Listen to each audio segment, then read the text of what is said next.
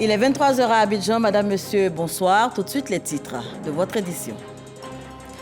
À la une ce soir, le déjeuner de travail du président de la République, Alassane Ouattara, avec son homologue français, Emmanuel Macron, ce mercredi 25 janvier 2023 à l'Élysée. L'occasion pour les deux chefs d'État d'échanger sur les sujets bilatéraux, régionaux et d'intérêt commun. Le vice-président de la République, Témoko Millet-Koné, est lui à Dakar, au Sénégal, où se tient en ce moment le sommet Dakar 2, un sommet axé sur la nutrition et le développement du secteur agricole. Le vice-président de la République, Témoko Millet-Koné, y représente le président de la République, Alassane Ouattara.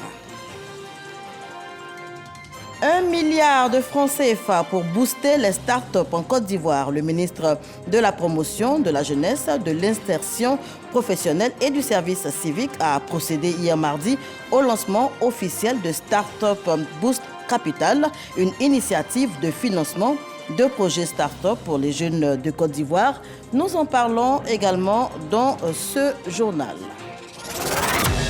On se rend tout de suite à l'Élysée, en France. À la une ce soir, je vous le disais, le déjeuner de travail du président de la République, Alassane Ouattara, avec son homologue français, Emmanuel Macron, ce mercredi 25 janvier 2023. L'occasion pour les deux chefs d'État d'échanger sur des sujets bilatéraux et régionaux d'intérêt commun. Ils se sont réjouis du partenariat solide et confiant entre la Côte d'Ivoire et la France, ainsi que leur convergence de vues sur les différents sujets abordés. Nous en parlons avec Awa Touré. Les relations de coopération entre la Côte d'Ivoire et la France sont au beau fixe. Le président de la République, Alassane Ouattara, reçu au palais de l'Élysée ce mercredi pour un déjeuner de travail par son homologue français, Emmanuel Macron. La Côte d'Ivoire et la France ayant plusieurs projets de coopération en cours, les deux chefs d'État ont saisi cette occasion pour faire un large tour d'horizon des relations bilatérales, avant d'évoquer des sujets régionaux d'intérêt commun. Ils se sont par ailleurs félicités du partenariat solide et confiant entre la Côte d'Ivoire et la France, ainsi que de leur convergence de vues sur les différents sujets abordés. Leur dernière rencontre remonte au 16 mai 2022 où le couple présidentiel français a reçu le président de la République Alassane Ouattara et son épouse Dominique Ouattara en marge du Forum des marchés émergents. Alors, on faisait le point donc avec Awa Touré et je vous le disais en titre également, le vice-président de la République Témoko Millet-Koné est en ce moment, vous le voyez sur ces images, à Dakar, au Sénégal, où se tient le sommet Dakar 2, un sommet axé sur la nutrition et le développement du secteur agricole. Cette rencontre qui enregistre la participation d'une trentaine de chefs d'État se veut le début d'une solution pour permettre donc au continent africain de réduire sa dépendance alimentaire. Le vice-président de la République, Témoko Millet-Koné, y représente, je vous le disais tantôt, le président de la République, Alassane Ouattara. Il a présenté donc la vision du chef de l'État en matière de nutrition et de développement politique agricole. On parle santé pour poursuivre. Une délégation des Nations Unies contre le sida reçue en audience par le Premier ministre Patrick Hachi.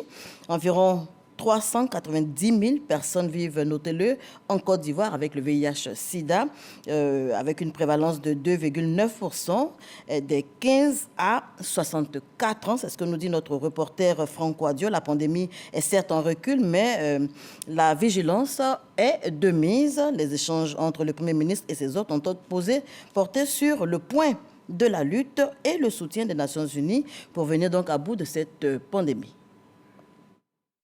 Une rencontre de travail entre le Premier ministre Patrick Hachi et une délégation des États-Unis engagée dans la lutte contre le sida. Aux côtés du coordinateur des États-Unis pour la lutte mondiale contre le sida, John Nkengasong, l'ambassadeur Richard Bell et la coordinatrice résidente du PEPFAR à Abidjan, Biboula Ngamouloumé. Échange autour de la situation de la pandémie du VIH-Sida en Côte d'Ivoire et la nécessité de renforcer la synergie entre les deux pays dans le cadre de la lutte.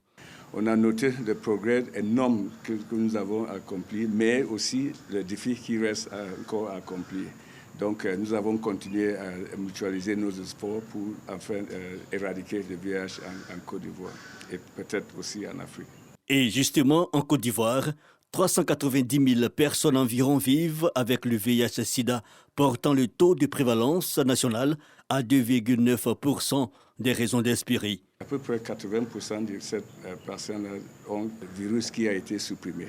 Donc nous voulons maintenir ça et même augmenter le nombre de patients qui sont sous traitement, le nombre de patients qui vont aussi avoir un taux de virus supprimé. Donc c'est un combat qui reste encore, beaucoup de choses qui restent à faire ensemble. Espérer, mais lutter, car la maladie est encore présente. En 2018, l'aide financière des États-Unis contre la pandémie du VIH-Sida en Côte d'Ivoire s'est renforcée de 77 milliards de francs CFA, un soutien de plus aux efforts engagés par le PEPFAR depuis 2004. Voilà, mutualiser donc les efforts pour venir à bout du VIH-Sida en Côte d'Ivoire. C'est l'objectif visé par cette délégation des Nations Unies contre le Sida, reçue donc en audience par le Premier ministre Patrick Achi. On en parlait avec Franck Kouadio. On parle santé toujours avec cette signature d'accord sur les maladies tropicales. Cette convention renforcera les recherches sur les systèmes de santé et le développement des travaux sur les maladies donc non transmissibles, la nutrition et les maladies tropicales. C'est avec Didier Nguessan qu'on en parle. Les maladies infectieuses tropicales telles que le VIH, SIDA, l'hépatite B et la COVID-19 font l'objet d'une surveillance particulière de la part du ministère de la Santé et des partenaires bilatéraux. Depuis une vingtaine d'années, l'Institut de recherche pour le développement IRD valorise les travaux en Côte d'Ivoire. Ce protocole d'accord multipartite renforce cette coopération sanitaire. Que les partenaires du programme PAXI souhaitent élargir le champ de leur recherche conjointe à la santé mondiale. Intégrer dans la collaboration un niveau partenaire, l'Institut de recherche pour le développement, et capitaliser sur l'expérience acquise en matière de gestion des projets de recherche et sur les investissements financiers et humains effectués depuis 1996 pour créer une plateforme internationale de gestion des projets de recherche. La conjugaison des efforts des différents centres de recherche est nécessaire pour apporter une réponse rigoureuse à ces pathologies infectieuses et tropicales. La plateforme de recherche internationale PRISM CI est aussi une aubaine pour les chercheurs ivoiriens. Une caractéristique de notre recherche scientifique aujourd'hui, c'est qu'elle fait beaucoup de valorisation en termes académiques, c'est-à-dire en termes de production du savoir, mais en termes de valorisation économique, j'aurais dit socio-économique, on est un peu à la traîne. Nous sommes de plein pied dans ce que nous appelons la valorisation socio-économique de la recherche. L'Université de Bordeaux, l'Institut national de la santé et de la recherche médicale, l'Agence nationale de recherche sur le sida et les hépatites virales et le programme PAXI renouvellent ainsi l'alliance formalisée en 1996. À présent, le point lié à la maladie du coronavirus.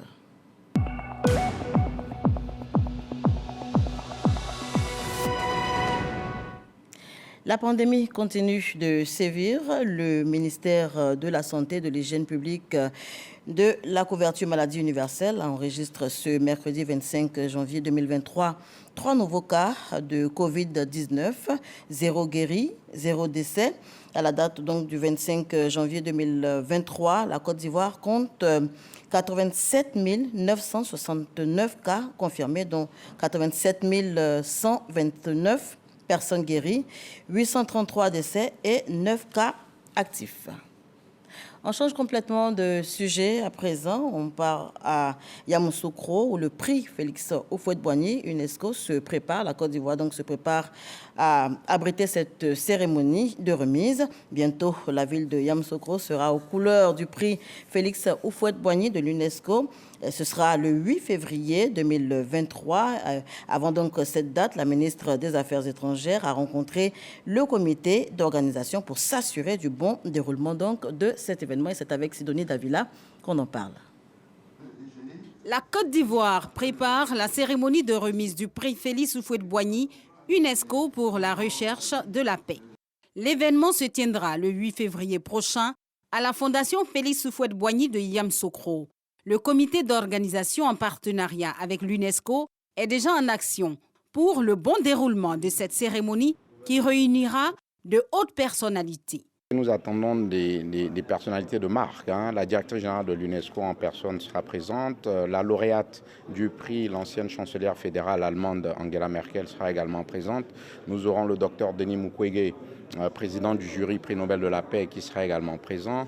Donc nous aurons un certain nombre de membres du jury qui seront présents, certains chefs d'État, en l'occurrence le président de la République du Sénégal, son Excellence Macky Sall, qui sera présent. Nous attendons du beau monde pour honorer l'œuvre de paix de la chancelière. Pour s'assurer du bon déroulement de cet événement, la ministre d'État, ministre des Affaires étrangères, de l'intégration africaine et de la diaspora, Kandia Camara, s'y implique. C'est la Côte d'Ivoire qui est honorée parce que notre pays a été choisi. C'est un événement qui d'habitude a lieu à Paris. Donc de façon exceptionnelle, la directrice générale a bien voulu accepter que cet événement-là soit organisé en Côte d'Ivoire, à Yamoussoukro, dans la ville natale du président Félix Houphouët-Boigny. Il ne peut pas avoir meilleur hommage au président Houphouët-Boigny que d'organiser cet événement-là 30 ans exactement après son décès. Sécurité, transport, hébergement, communication et mobilisation. Pour Kandia Camara, rien ne doit être négligé quand il s'agit de promouvoir davantage le label Ivoire. C'est un défi pour nous, comité d'organisation. C'est un challenge pour tous les Ivoiriens parce que nous devons montrer que nous sommes heureux et fiers d'abriter cet événement ici, sur notre sol. Nous devons aussi démontrer notre capacité d'organiser les grands événements. La Côte d'Ivoire accueille pour la deuxième fois le prix Félix Houphouët-Boigny pour la recherche de la paix. Il a été créé en 1989. Et cette bonne nouvelle pour les jeunes Ivoiriens, 1 milliard de francs CFA pour booster les start-up. Le ministre de la Promotion de la Jeunesse, de l'Insertion professionnelle et du Service civique a procédé hier mardi au lancement officiel de l'initiative Start-up Boost Capital, une initiative de financement donc de projets start-up pour les jeunes Ivoiriens. Cérémonie doublée d'une signature de convention tripartite entre l'Agence Emploi Jeunes et CI20, également Finel, des partenaires justement engagés à soutenir l'insertion jeune dans le pays. 2023, année de la jeunesse, annoncée par le président de la République, Alassane Ouattara. Les retombées se font déjà sentir au ministère de la Promotion de la Jeunesse, de l'Insertion des Jeunes et du Service civique. Une enveloppe d'1 milliard de francs CFA décaissée pour booster les start-up en Côte d'Ivoire. Ce milliard sera donc à la disposition de toutes les start-up. Un comité de sélection sera mis en place avec vous-même et d'autres experts. Et ce comité, qui intégrera donc le ministère de la Promotion de la Jeunesse, le ministère de l'économie numérique, va périodiquement analyser les plans d'affaires donc des jeunes et les meilleurs donc seront financés, en tout cas ceux qui apporteront des solutions innovantes et qui vont démontrer une forte capacité donc de création d'entreprises. Il faut aller très vite pour que les projets soient reçus et que les premiers financements se mettent en place. Un capital pour accélérer les activités des start-upers ivoiriens.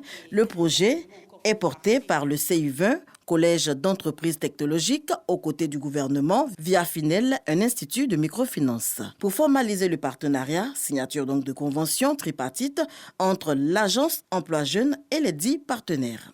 Le ministre de la Communication et de l'économie numérique soutient l'initiative. Dans cette vision de faire des start-up l'un des moteurs de l'augmentation de notre richesse nationale, mon département a pris l'initiative d'élaborer et proposer le projet de loi portant promotion des start-up numériques, dont l'objectif est d'assurer le développement et la pérennisation de l'activité innovante de ces start-up jusqu'à leur maturité, de façon à accroître leur contribution à la transformation de l'économie nationale et à la qualité de vie des populations. Au nombre des critères, être de nationalité ivoirienne, âgé de 18 à 40 ans et porteur de projets innovants.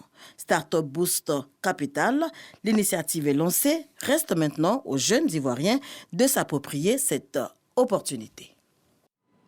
Les nouvelles sont également bonnes au ministère du Commerce et de l'Industrie, ministère qui a mobilisé plus de 945 milliards de francs CFA et encadré l'installation d'une quarantaine d'entreprises industrielles avec à la clé la création de plus de 2700 emplois directs au titre donc de l'année 2022. Bilan dressé par le ministre Souleymane Diarra-Souba devant donc ses collaborateurs. Le ministre qui a par ailleurs dévoilé ses perspectives pour l'année 2023. C'est avec Dengui Dengui. Poursuite de la lutte contre la cherté de la vie et de l'objectif de souveraineté alimentaire de la Côte d'Ivoire. Et cela dans le cadre de la feuille de route du ministère du Commerce et de l'Industrie.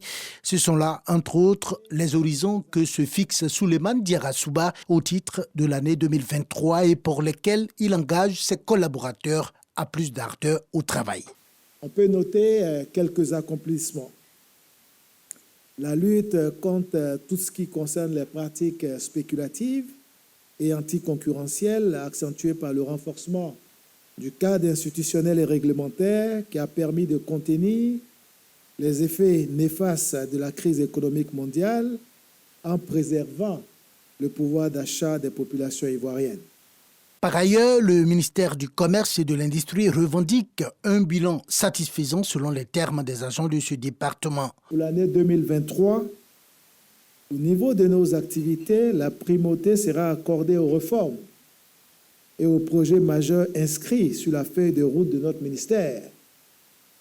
La réforme également de l'OCPV pour renforcer son efficacité, notamment en matière de lutte contre la vie chère et de souveraineté alimentaire. La généralisation de l'identifiant unique en début de deuxième semestre 2023 et des tests également pour le renforcement de la mobilisation de l'investissement privé national et étranger. Selon le ministre, son département a mobilisé plus de 945 milliards de francs CFA et a encadré l'installation d'une quarantaine d'entreprises industrielles avec à la clé la création de plus de 2700 emplois directs. La contribution des douanes également au cœur de cette édition, contribution fixée à 2570 milliards de francs CFA. Démarrage de la semaine des douanes ivoiriennes à Abidjan, on en parle en ce moment donc. Un exercice d'auto-évaluation pour la régie financière, mais également des projections sur les mécanismes à mettre en place pour améliorer la mobilisation des recettes. C'est ce que nous dit Lanciné Bakayoko. 2570 milliards de francs CFA. C'est l'objectif de recettes fixé aux douanes ivoiriennes pour l'exercice budgétaire 2023.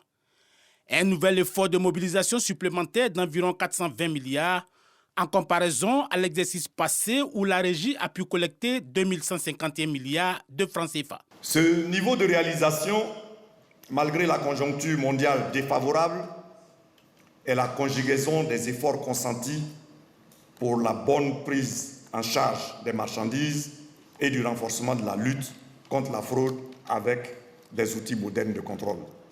Grâce à cette vigilance accrue, les services douaniers qui ont aussi un rôle sécuritaire ont intercepté 152 tonnes de faux médicaments, presque 6 tonnes de cannabis ainsi que 634 tonnes d'armes et de munitions. Dans sa mission de protection de l'économie, la brigade de répression disséminée sur l'ensemble du territoire douanier a également mis la main sur 2,8 milliards de devises frauduleuses, 5,8 milliards en valeur équivalent d'or et 60 tonnes de protéines animales congelées. Afin de garantir l'efficacité des agents sur le terrain et maintenir le niveau de mobilisation en hausse continue, un nouveau plan directeur a été élaboré en ligne avec les défis nouveaux. Je citerai en premier, naturellement, la réalisation des objectifs de recettes pour l'année 2023. En outre, l'attention de notre administration sera portée sur la réalisation des actions prioritaires inscrites dans le plan stratégique de modernisation 2022-2025. À ces engagements déjà complexes viennent s'ajouter des préoccupations sécuritaires à nos frontières maritimes et terrestres.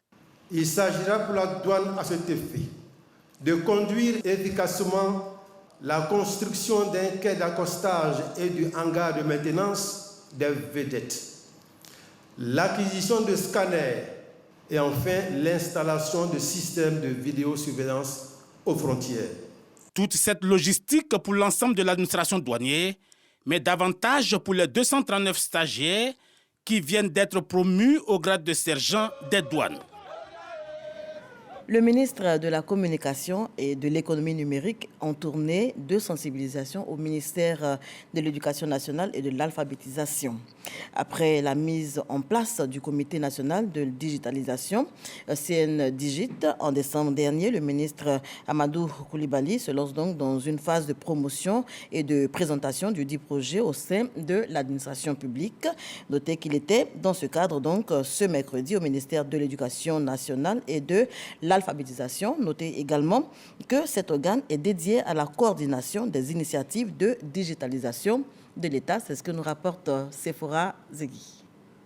Amadou Coulibaly, le ministre de la Communication et de l'Économie numérique, en campagne pour faire adopter la vision zéro papier à l'horizon 2030 en Côte d'Ivoire. Une vision qui se matérialise par la mise en place d'un comité national de digitalisation de la Côte d'Ivoire, CNDigit. Auprès de la ministre de l'Éducation nationale et de l'alphabétisation, il plaide pour une appropriation rapide de cet instrument qui vient faire face aux problèmes du secteur numérique. Chaque ministère a des projets de digitalisation, mais ces projets-là fonctionnent, je dirais, en vase clos, ils fonctionnent en silo. Il était important d'y apporter donc de la cohérence, de la coordination et même de la mutualisation afin d'optimiser l'utilisation des ressources qui sont dédiées à ces différents projets. Donc aujourd'hui, nous sommes au ministère de l'Éducation nationale et de l'alphabétisation. Il y a un grand projet donc, qui touche les questions donc, de digitalisation au niveau donc, de la jeunesse avec la création d'incubateurs. Donc il était important que nous présentions le CNDigit donc, à tous nos collègues, mais également donc, à toutes les autres structures de l'État. La stratégie nationale du numérique, dont l'objectif est de faire de la transformation digitale un levier de croissance économique, est ainsi en marche. Une trentaine de minutes aura suffi à Amadou Coulibaly pour gagner l'adhésion de Mariatou Koné, sa collègue en charge de l'éducation. Nous avons plusieurs projets en matière d'éducation numérique et en matière de digitalisation. Des projets qui, certains sont naissants, mais la plupart des projets émanent des conclusions des États généraux de l'éducation nationale et de l'alphabétisation, qui montrent que l'éducation numérique est désormais la panacée pour la plupart des pays, mais également pour la Côte d'Ivoire. Éducation numérique en matière d'alphabétisation, éducation vidéosurveillance, éducation numérique en matière de formation, d'enseignement. Vous avez vu Mon école à la maison. Nous avons également le e-paiement avec les inscriptions en ligne, la fourniture de services sécurisés en ligne avec les attestations, les diplômes. Le CNDigit est créé pour assurer la coordination, la mise en relation et le suivi et évaluation des projets prioritaires de digitalisation de l'État de Côte d'Ivoire. Côte d'Ivoire, Maroc, les relations se portent bien. À preuve, ce partenariat officialisé entre les régions de Meknes et du Tonkpi. On se rend donc tout de suite dans le centre-nord du Maroc pour en parler. La région de Fès-Meknes, avec 194 communes, constitue 7,7% du territoire de ce royaume. Les secteurs agricoles et industriels ont fortement contribué dans cette région à la création de près de 48 000 emplois. Un modèle de réussite qui inspire donc les premiers responsables de la région du Tonkpi. Envoyé spécial au Maroc pour en parler, Walter Amadou Ouattara. À travers cette signature de convention de partenariat, les présidents des régions Fès-Meknes au nord du Maroc et du Tonkpi à l'ouest de la Côte d'Ivoire veulent mutualiser les différents atouts de leur zone de compétences dans un système gagnant-gagnant. Fès-Meknes, avec ses 40 000 km², dont plus d'1 300 000 hectares constituent une superficie agricole. À cela, il faut ajouter 997 unités industrielles, 172 milliards de francs CFA, montant des exportations industrielles générant 48 000 emplois, soit 9% du taux national marocain. Beaucoup d'efforts ont été faits afin de dompter le relief composé en majorité de collines et de montagnes. C'est cette expérience que El Ansari, président du conseil régional de Fès-Meknes, va désormais partager avec son homologue du Tonkpi. Très ravi de passer cette convention pour promouvoir notre relationnel sur plusieurs plans, à savoir les intérêts communs qui collaborent au développement de nos deux régions, qui collaborent au développement humain. Et on s'est mis d'accord de commencer notre collaboration dans un premier plan sur le côté agricole. Docteur Albert Abdallah Touakeus Mabri, président de la région du Tongbi, place beaucoup d'espoir en cette coopération sud-sud. L'emploi des jeunes est l'une de ses principales priorités. Les relations très anciennes entre le Royaume du Maroc et la Côte d'Ivoire sont aujourd'hui au plan politique et au plan économique en train d'être consolidées par Sa Majesté le roi du Maroc et le président de la République, son Excellence M. Alassane Ouattara. Il nous appartient en tant que président de collectivité de donner suite donc à cette coopération. Il y a le tourisme qui est porteur d'emploi également chez nous et puis il y a les échanges commerciaux. Parce que nous sommes un carrefour. Je pense que si la région de Fès-Meknès, son secteur public et son secteur privé nous accompagnent dans le développement local, nous aurons une belle opportunité d'offrir un peu plus d'emploi à nos jeunes. Une visite guidée du siège du conseil régional de Fès-Meknès et la présentation des attributs des membres présents ont permis à la délégation ivoirienne de s'imprégner du modèle de fonctionnement de la collectivité décentralisée marocaine. Et de Fès-Meknès, on se rend à Bayota. Bientôt, une centrale solaire donc va voir le jour là-bas. Le ministre-gouverneur du district du Godibois, Louis-André Dakouri-Tablé, multiplie les initiatives de coopération internationale afin donc de faire de ce district autonome un pôle économique et industriel profitable à ses populations. Le 17 janvier dernier, il a reçu un groupe d'investisseurs européens spécialisés donc dans l'énergie solaire. Avec eux, il a évoqué l'opportunité d'installer une centrale solaire à Bayota. Explication Jean-Marc Diadi. Le ministre-gouverneur du district autonome du Godibois, Louis-André Dakouri-Tablé, reçoit une délégation d'une entreprise irlandaise spécialisée dans l'installation des centrales de production et le stockage d'énergie solaire. Une visite pour parler de développement. Louis-André Dakouri-Tablé veut améliorer la couverture en électricité des localités de son district. Avec la délégation conduite par le ministre Alcide Djedje, il évoque la mise en œuvre d'un premier projet d'envergure. Il s'agit de l'implantation d'une centrale électrique dans la ville de Bayota. Cette centrale aura une capacité de production d'électricité estimée à 12 MWh et permettra d'alimenter des centaines de foyers. Paul Larkin, directeur du développement international de cette holding, affiche tout l'intérêt de son groupe pour la mise en œuvre de ce projet dans le Godibois. Au-delà du gain qualitatif qu'apporte une meilleure couverture en électricité, il indique que c'est aussi une source de création d'emplois et d'autonomisation. Un site de 24 hectares a déjà été identifié pour l'installation de cette première centrale solaire. On poursuit en images, cette fois sur le terrain politique. Pierre Magne, désormais membre du RHDP. Pierre Magne rejoint la grande famille des oufouettistes. Il l'a rejoint donc ce mercredi en présence du secrétaire exécutif du RHDP, Cissé Bakongo. Il a fait une déclaration. C'était en présence du président du secrétaire exécutif du RHDP, mais également des cadres du parti.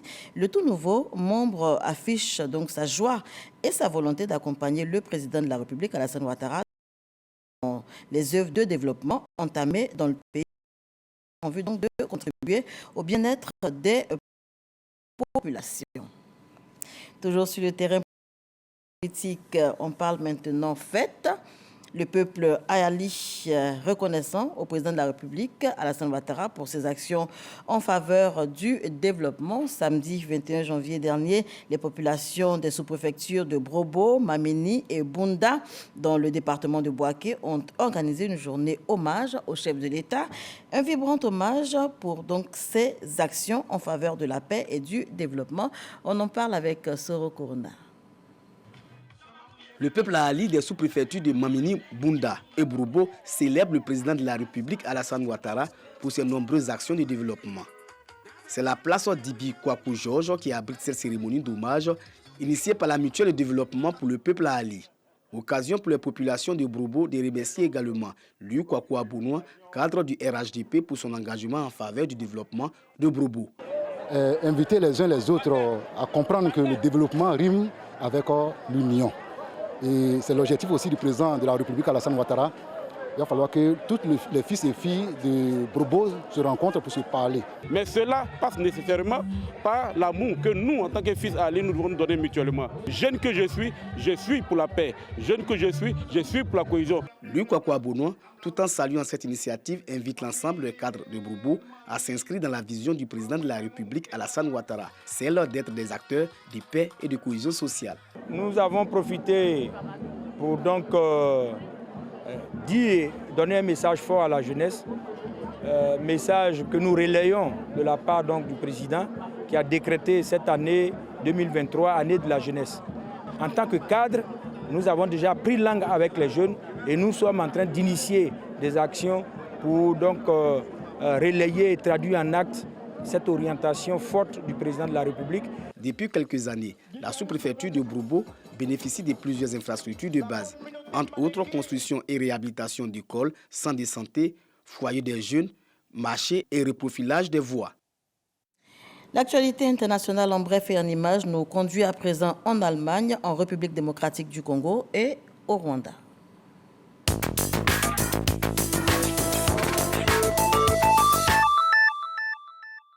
De nouvelles tensions à la frontière entre le Rwanda et la RDC, République démocratique du Congo.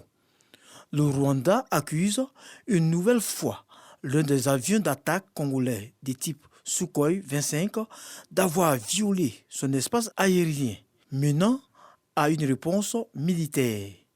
De son côté, Kinshasa rejette toutes les accusations du survol de l'espace aérien rwandais. Le gouvernement congolais parle d'une énième attaque du Rwanda et d'une action délibérée d'agression qui équivaut à un acte de guerre.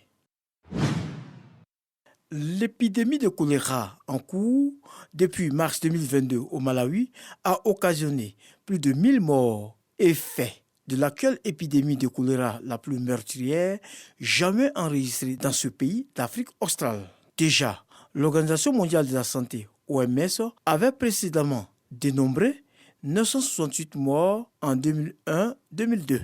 Une partie de la population malawite refuse par ailleurs les traitements au nom de croyances religieuses, ce qui contribue à la propagation de la maladie. L'Allemagne va livrer à l'Ukraine 14 chars Léopard 2 à 6 provenant des stocks de l'armée nationale de la République fédérale. Et elle va autoriser les pays qui le souhaitent à fournir à Kiev les blindés qu'ils détiennent. L'annonce a été faite à l'issue du Conseil des ministres mercredi matin. L'objectif est de constituer rapidement 2 bataillons de chars équipés de chars Léopard 2 pour l'Ukraine.